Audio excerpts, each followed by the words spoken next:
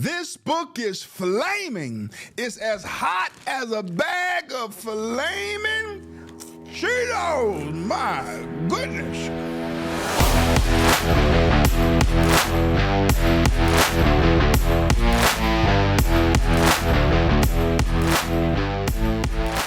Welcome to Disturbing the Peace with Pastor John Amanchukwu.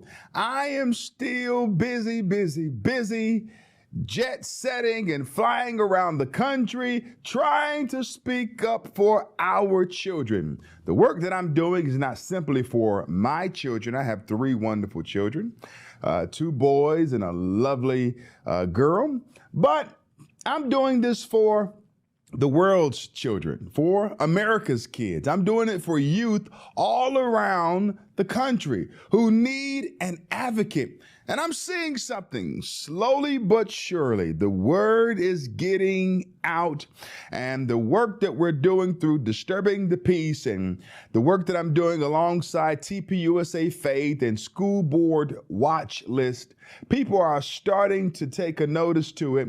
And they're saying, you know what, we need your help in California. We need your help in Las Vegas. We need your help in South Carolina. We need your help in New York. I even received an email where an individual now wants me to come to Alaska. And I just went to Boise, Idaho. So the word is getting out, and we are having a major impact upon the landscape of education.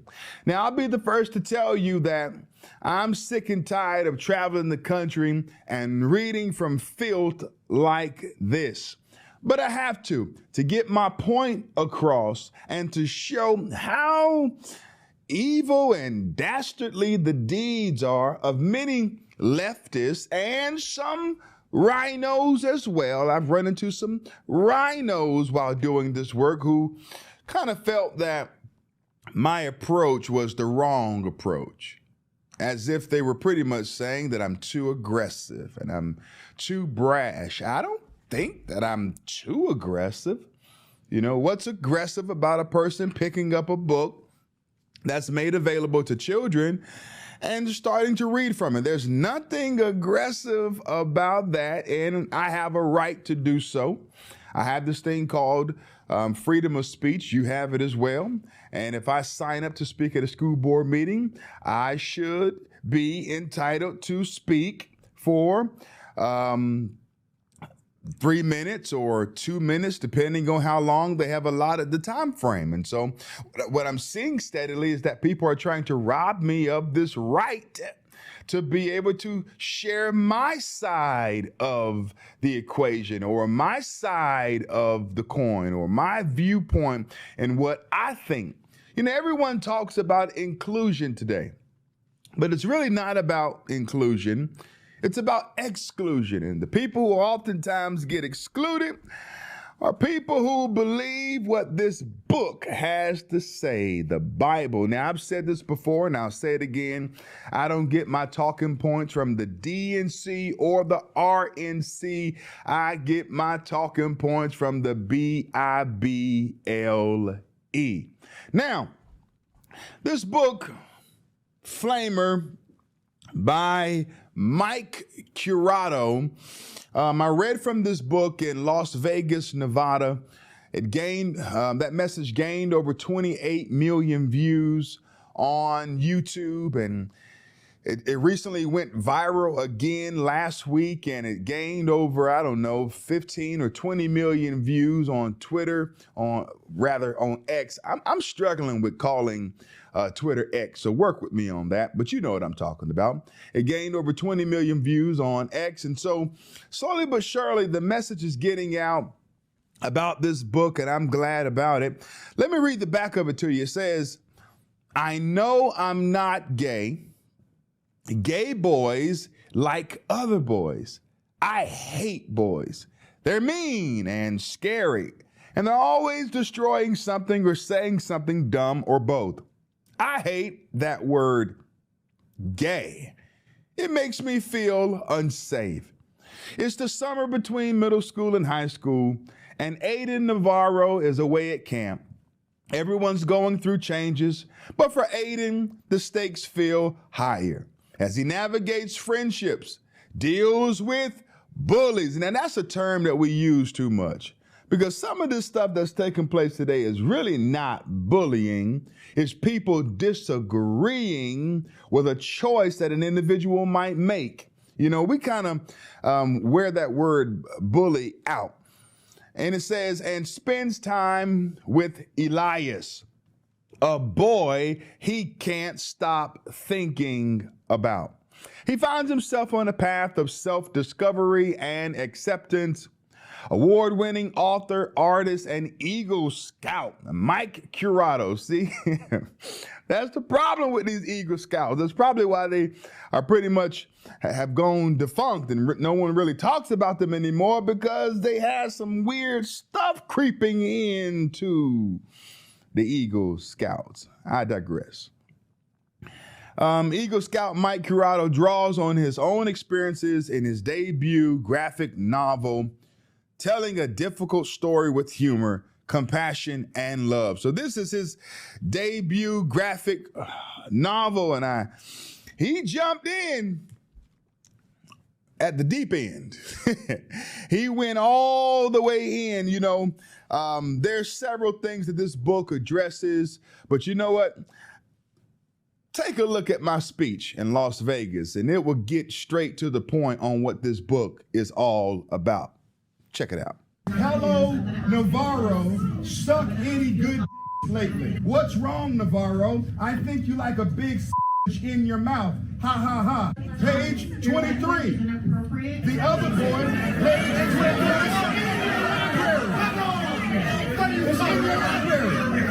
Here it is. What's the educational benefit of talking about the What's the educational benefit of talking about that? Is that going to help someone on the SAT score? Hear me kind. Get a shot at that. She can care less. That's a sign. She needs to put down her sign. For a second. Oh, you're putting me out. For what? For asking you to abide by the rules. A board member held up a sign, but the audience couldn't hold up signs. This is tyranny, and we're dealing with a corrupt government system. I'll leave.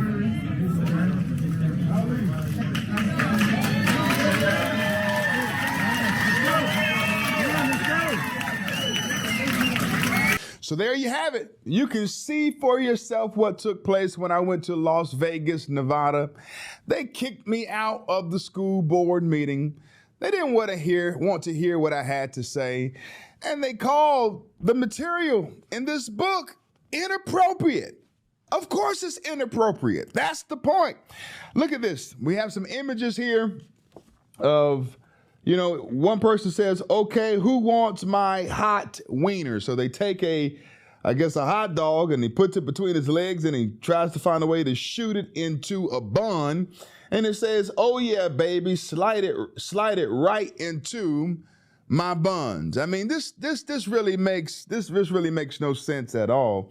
And then someone says, you guys are so gross, and that's so true. And then here's another image here.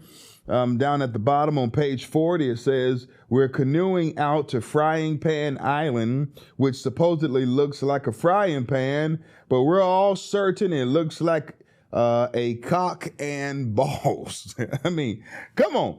I mean, what is the point of this? And we all know that Mike Curato is queer. Okay? That's indicative of the fact of the writing style and the point and the messaging that he's trying to make. And that's information that's out there on the internet as well. And so what he's essentially doing, he's pushing his lifestyle of confusion upon children. Now, the Bible speaks about confusion, and I'll get to that in a moment. But I want to talk to you about some confusion that took place recently when a school board leader was sworn in in Pennsylvania. The story was released today on Fox News. It says a new Pennsylvania school board president was sworn into her position on Monday with her hand on a stack of controversial books, one of which included sexually explicit content. Karen Smith. Say that with me.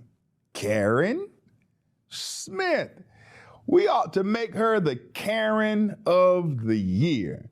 Karen of the Year Smith, a Democrat. Go figure. Now, you knew she was a Democrat. You knew that. Don't act like you don't know. You know what's going on.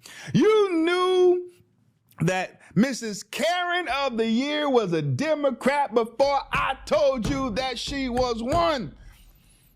There's one political party around this country, by and large.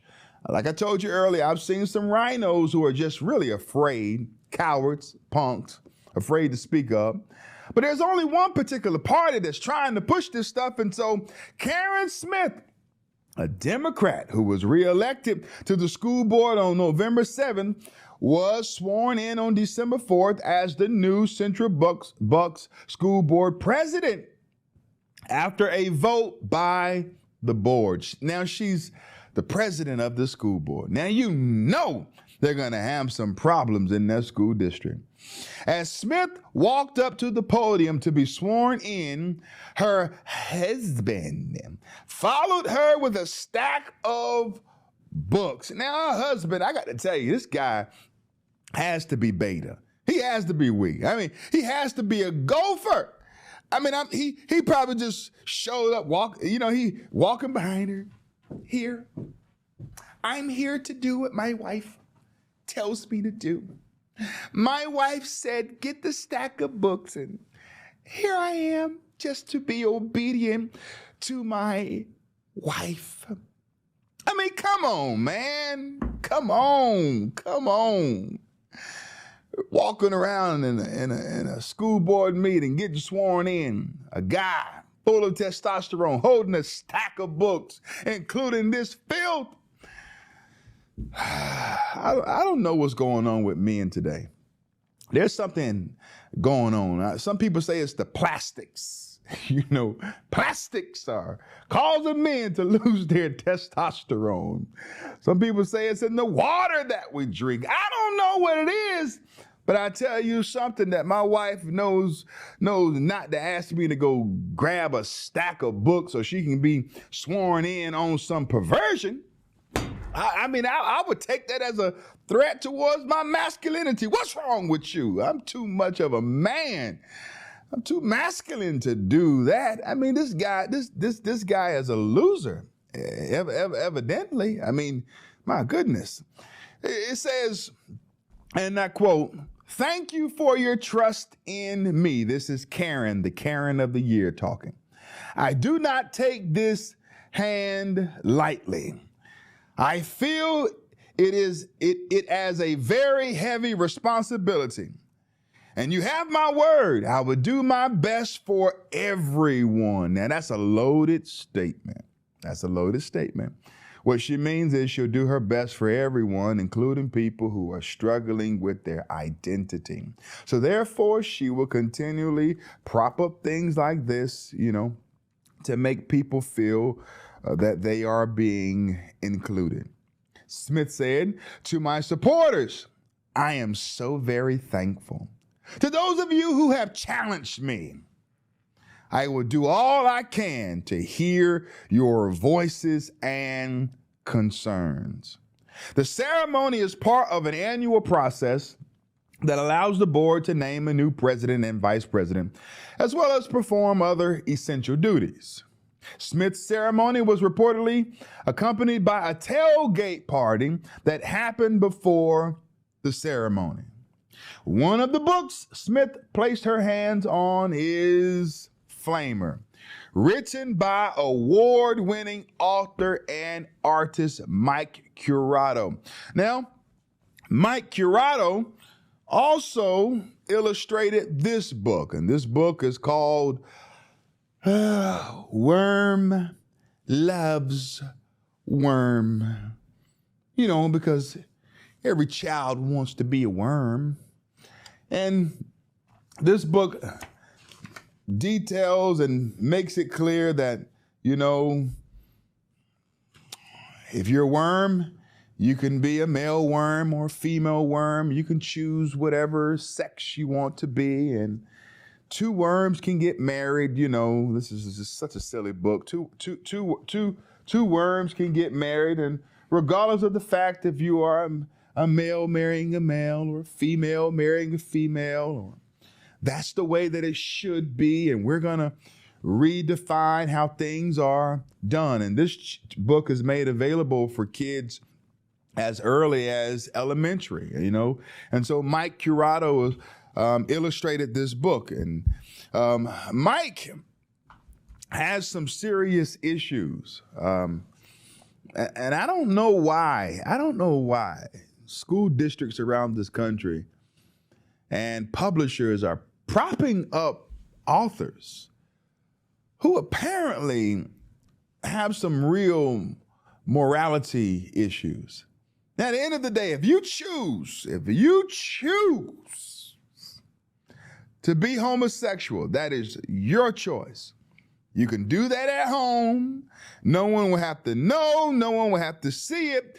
But it's another issue. It's another issue when you start writing books like this and doing content like this for kids as early as elementary. Now, I have a problem with that because you're now pushing your confusion upon kids. Now, the Bible speaks to the topic of confusion. 1 Corinthians chapter 14, verse 33 tells us, "For God is not the author of confusion."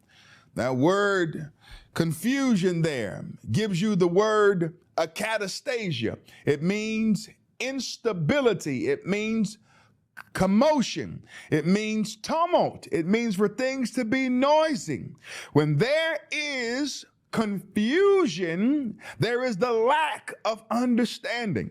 So when you tell a child who's 5 years old that 2 men and 2 women can get married, that child is now confused.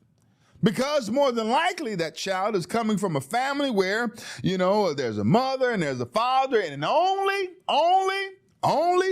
men and women can come together and reproduce. 2 men can't reproduce and 2 women can't reproduce. In order for homosexuality to thrive, it requires heterosexuality. Never forget that. That's a great point. It's a valid point. But what you're doing at the end of the day is you're creating a commotion, a catastasia. That's the Greek word for it. You're creating unrest and instability within the heart of that child. Now that child is perplexed on their own sex as they read this content. Okay, well, if this is true, if that's normal, if that's to be made acceptable, then maybe I should question my identity as well. And the last time I checked, that's not the focus and the framework of education and the public school system. That should not be the focal point, to try to confuse kids and to convert them into being a champion for the LGBTQIA plus community. The Bible says that God is not the author of confusion. Let that sit in. Confusion does not come from God. In other words, commotion, tumult, instability, unrest, chaos, all of these things don't come from God. So who does confusion come from? Well, we know that confusion comes from Satan. And Satan comes to kill, steal, and destroy. And we live in this fallen world. And within this fallen world, there are 3 things: the lust of the flesh, the lust of the eyes, and the pride of life. And so Satan seeks to confuse, but confusion does not come from God. The Bible tells us, for God is not the author of confusion, but of peace. And that word peace there, such a comforting word, peace. It's the Greek word eirene, which means for one to be set at one again. It means wholeness. It means to be complete. So God makes us whole. He settles us. God seeks to push back the commotion and put us in a place where we are calm and at rest. This book creates instability and commotion. This book does the same. But this book right here, if you study it, if you read it, you'll begin to notice that commotion and instability and trouble in your heart and in your mind, the noise of the world, and the world is loud. You know, we live in a noisy world, and it requires us to still away sometimes and to get alone by ourselves, to read our word in our private time and to pray to God so that we might push back against all of this unrest and commotion. This book right here cuts through the noise. God gives us a peace that surpasseth all understanding. And we don't need more confusion. Man, come on. We need to get back to the point where our kids are not being led astray and forced to embrace things that are not beneficial for them. There's so many agendas going on. And this acatastasia, this confusion, is the name of the day. And be prepared. In 2024, there's going to be an onslaught of confusion. Now, if you're saying to yourself, you know, John, I hear your message and I know what you're saying. I know what you're talking about. I agree. But what's the solution? I have several. Number one, we need to pray for our school board leaders, our teachers, our principals, and our students. We need to pray for them daily that reasoning and common sense would prevail.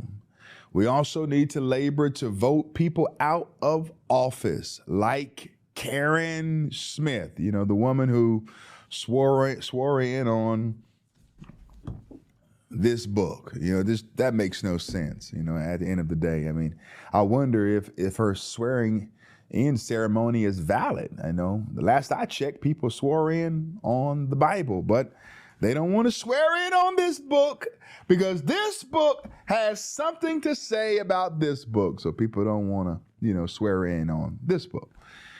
And so, yes, pray and vote those out of office who are pushing these agendas. And then here's another option. I will be soon authoring a kids book to address some of these issues. I think that we need more age-appropriate content. And I'm also going to work in conjunction with Skytree Book Fairs. Go check them out online, skytreebookfairs.com. And they are hosting book fairs all around the country. They have 200 book fairs set and planned for the spring of 2024. And we are combating the scholastic book fairs that pushes material and content upon kids that's inappropriate. And so that's another option for us. We can now have some wholesome book fairs. And so go check out Skytree Book Fairs and be prepared for the release of a new book that I will put out in hopefully 2024, if not 2025, that will be age appropriate for children. I thank you for tuning in. I appreciate your attention to this podcast. This podcast will launch in January of 2024, and we're just building content and addressing the issues of our day because someone has to speak up and have a voice and not be so soft. You know, in this age of snowflakes, the left can say anything that they want and do anything that they want, even swear in on vulgar books. But then on the right, we have to act as if we have to be silent and not speak up. I'm not for that. Do me a favor, whatever you do, wherever you go, don't forget to disturb the peace. God bless you and God bless America. I'll see you soon.